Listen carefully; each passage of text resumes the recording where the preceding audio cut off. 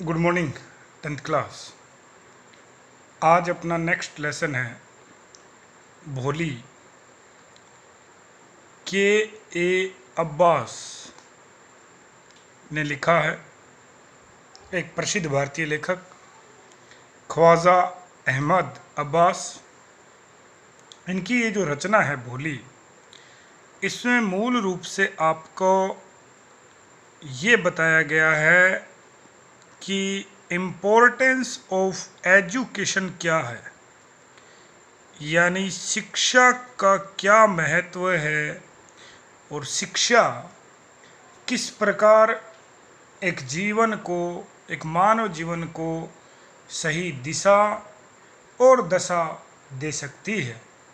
यानी इसमें जो नाम लिखा है भोली, एक लड़की है सुलेखा। क्या नाम है जी? सुलेखा।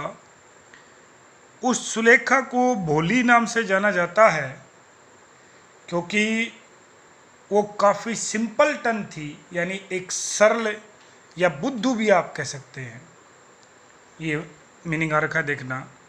और बाद में वो भोली शिक्षा प्राप्त करके अपने जीवन में बड़ा ही असाधारण कार्य वो करती है। देखते हैं।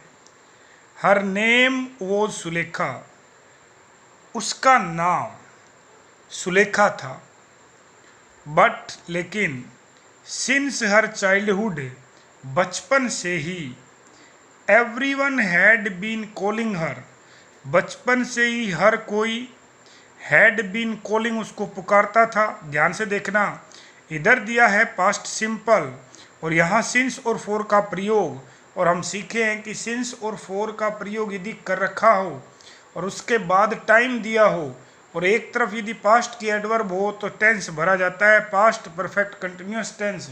और ये देखिए आप, हैड बीन और वर्ब की फर्स्ट फॉर्म प्लस से ING. Everyone had been calling, हर कोई उसको पुकारता था। भोली, भोली नाम से उसको जाना जाता था। कोमा द सिंपलटन, सिंपलटन यानी बुद्धू, उसको बचपन से ही भोली नाम से जाना जाता, बुद्धू उसको कहा गया। अब बुद्धू उसको क्यों कहा गया, उसके पीछे रीजन ये है कि जब भोली हम समरी में देखे थे 10 महीने की थी तो वो अपनी कोट से चारपाई से गिर गई और उसके दिमाग में थोड़ी चोट लगी। उस वजह से उसकी सोचन शक्ति उतनी उच्च स्तर की नहीं रही, चिंतन का स्तर उच्च नहीं रहा। उसके बाद जब वो 2 वर्ष की थी तो स्मॉल पॉक्स यानी चेचक की बीमारी ने उसे घेर लिया। और तीसरी, वो बोलती थी तुतलाते हुए, स्टैमरिंग करती थी वो। तो कुछ कमियां, काफ़ी कमियां हैं उसमें, 1 2 3 कमियां हमने बताई। बाद में वो शिक्षा लेती है और ये साबित कर देती है कि शिक्षा का जीवन में क्या महत्व है। शिक्षा बिना इंसान पशु समान है, इस कहावत को चरितार्थ करती है भोली का कैरेक्टर स्केच इस कहानी में लिखा गया है ए.के. अब्बास द्वारा। इसके आगे देखते हैं। She was the 4th daughter, वो 4 नंबर की बेटी थी, ऑफ लंबरदार रामलाल। रामलाल उनके पिता का नाम है, नंबरदार उनकी पदवी है। ये कहानी उस समय लिखी गई जब यहाँ अंग्रेज़ों का राज हुआ करता था और वो हर गांव से एक व्यक्ति नियुक्त कर देते ताकि वो गांव से क्या ले सकें, लगान वसूल कर सकें, जिसको रेंट कहा जा सकता है। रेंट का भी एक अर्थ किराया भी होता है। वो लगान लेने के लिए अपना एक रेवेन्यू ऑफिसर अधिकारी कर देते थे और उसी रेवेन्यू ऑफिसर की पदवी का नाम रखा गया नंबरदार। When she was 10 months old, यानी उनके पिता का नाम रामलाल, और जब वो 10 महीने की थी, she had fallen off, fallen off का ये फ्रेजल वर्ब है, fallen off यानी गिरना। जब वो 10 महीने की थी, जब 10 महीने की थी तो वो गिर गई। fallen off the cot, cot का अर्थ है चारपाई से, on her head यानी अपने सर के बल गिर गई वो, and perhaps और शायद, इट हैड डैमेज, ये इट आया है उनके गिरने से, शायद इस वजह से डैमेज हो गया, क्षतिग्रस्त हो गया। डैमेज का अर्थ होता है खराब या क्षतिग्रस्त हो जाना।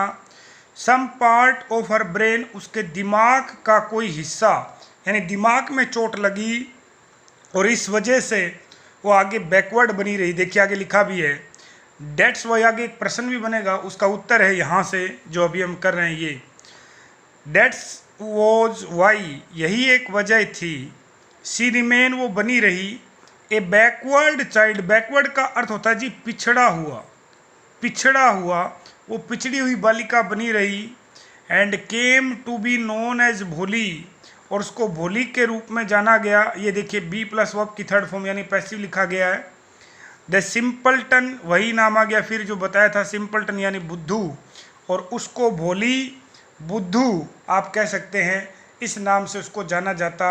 यानी सुलेखा नाम था जरूर, लेकिन बाद में हर कोई उसको क्या नाम से पुकारता, भोली नाम से पुकारता। अब देखिए एट बर्थ, जन्म के समय, the child was very fair and pretty, ये द चाइल्ड वर्ड है ना, ध्यान से देखना है, भोली के लिए आया है कि जन्म के समय वो बच्ची बहुत फेयर यानी गोरी थी, एंड प्रिटी यानी सुंदर थी जब जन्म हुआ। But when she was 2 years old, लेकिन जब वो 2